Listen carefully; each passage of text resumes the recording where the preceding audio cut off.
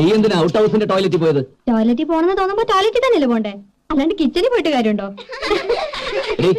ഇത്രയും വലിയ വീട്ടിൽ എത്ര ടോയ്ലറ്റ്സ് ഉണ്ട്, എന്നിട്ട് നീ എന്തിനാ ഔട്ട് ഹൗസിന്റെ ടോയ്ലറ്റിൽ തന്നെ പോയെന്നാ ഞാൻ ചോദിച്ചത്.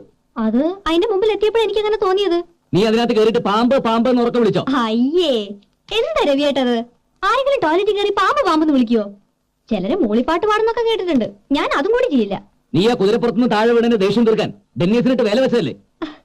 എന്റെ ഗുരുവായൂരപ്പ, കുതിര പുറത്തുനിന്ന് വീണ കുതിരയോടല്ലേ ദേഷ്യം തോന്നണ്ടേ? രവിയേട്ടൻ പറയുന്ന കേട്ട തോന്നുന്നു ഞാൻ ഡെന്നിസിന്റെ പുറത്തുനിന്ന് വീണേന്ന്.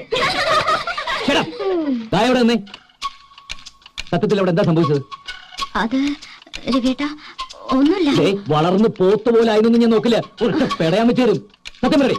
സത്യം ഞാൻ എല്ലാവരെയും പറ്റിച്ചു. ഞാൻ വെറുതെ കള്ളം പറഞ്ഞതാണ് ഡെന്നിസിനെ ചമ്മിക്കാൻ. ഞാൻ പാമ്പ് പാമ്പെന്ന് വിളിച്ച് പറഞ്ഞുകൊണ്ടാണ് ഡെന്നിസ് ഓടി വന്നത്. മുത്തശ്ശ കേട്ടല്ലോ, ഇവളുണ്ടല്ലോ